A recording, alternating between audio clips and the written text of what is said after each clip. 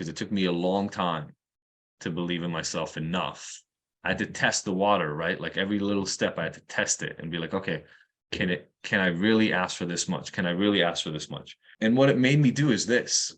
It made me have to focus on the things I'm really, really, really great at, because those are the things people will pay me a lot of money for. And I had to stop doing the things that I was kind of okay at, because those things I didn't feel comfortable charging people a lot of money for.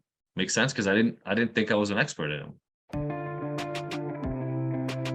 Welcome to the Ignited Recovery Podcast, a new way forward for anyone looking for answers but feeling left out. If you've been searching for empowerment, triumph, and purpose, you've found them right here. You won't hear the same solutions, and you're not going to have any excuses to fall back on, because Ignited Recovery allows heroes to rise and become their best selves. I'm Dr. Sophie Jaffe, and I can't wait to be your guide on this journey. Are you ready to become an ignited hero?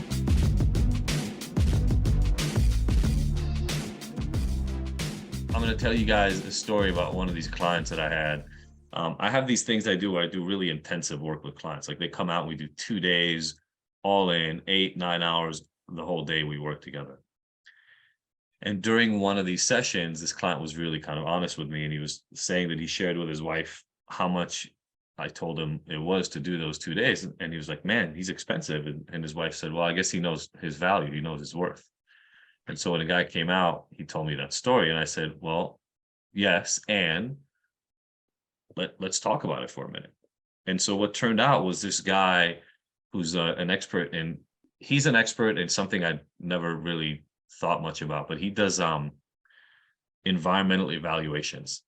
Okay. So like anytime a new project has to be built, anytime a new building or neighborhood has to be built, they have to do all these environmental assessments, right, of the impact on the environment. We all know that as a concept, right? You can't just go into new land and just build on it, and all of a sudden they find out, oh man, there were like wetlands and a bunch of species that you just killed forever because you just built that building.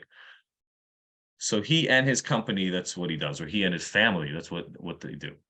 Really, really good at it. He's been amazing at it. We ended up talking about how much he charges and how many projects he does and all these things. And we talked a lot about valuing yourself and how do you show up, understanding, what do I bring to this project that I'm working on?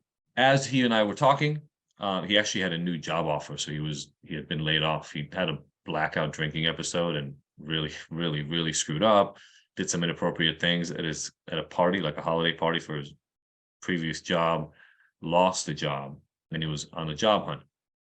Ended up getting a new job that paid a little bit less than his old one, but had a lot of promotional possibilities, and he liked it. And he ended up taking the job.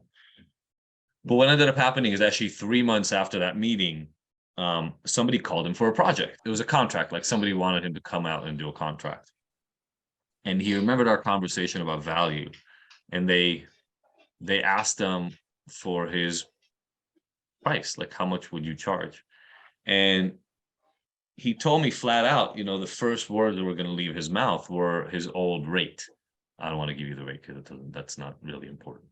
But, his old rate would have been a really great rate for the vast majority of people on the face of the planet. But you remember the conversation we had, and these guys had a real need. They had urgency. They were running some project in Mexico, on the Mexico-Arizona border, around literally like the border wall. They needed to do some big work over there. So literally just because of our conversation, he said, you know what? My rate was X. He doubled it and then asked them for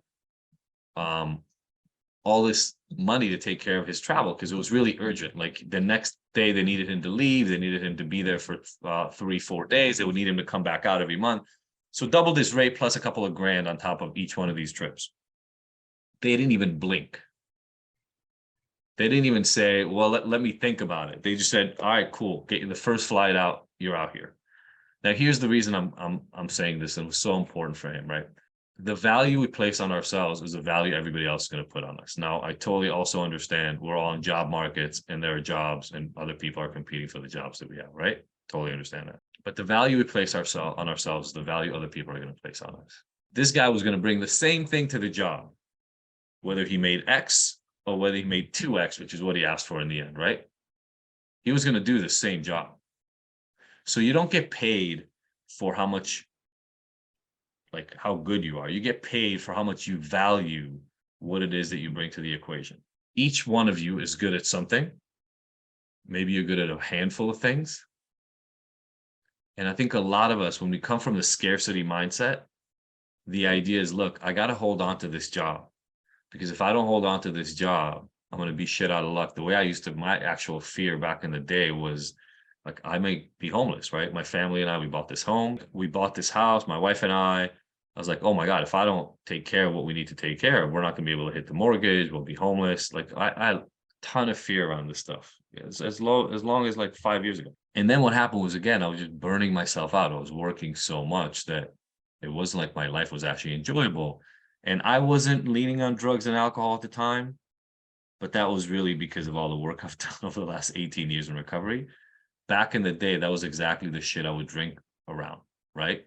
Because I'd come home stressed like crazy from the work balance imbalance that I had. I would just drink like 3 or 4 drinks, pass out, wake up the next day. Couldn't see a way of continuing to live that way. And so what I started doing very, very gradually, because it took me a long time to believe in myself enough, I had to test the water, right? Like every little step I had to test it and be like, okay, can I really ask for this much? Can I really ask for this much? And what it made me do is this. It made me have to focus on the things I'm really, really, really great at, because those are the things people will pay me a lot of money for. And I had to stop doing the things that I was kind of okay at, because those things I didn't feel comfortable charging people a lot of money for. Makes sense? Because I didn't think I was an expert in them. So actually it paid off in 2 different ways. I stopped doing the shit I don't really like doing because I couldn't charge as much money for that. I started doing more of what I really do love doing, and I made a lot more money in it. And so over the last 5-6 years, and I'm not exaggerating, I'm not like, I've 3x'd how much I make per hour, which ended up being about 2 times the actual money I bring in every year. This is not Ignited, by the way. Ignited is almost like a charity project for me. I make 0 money from Ignited. This is my side job, right?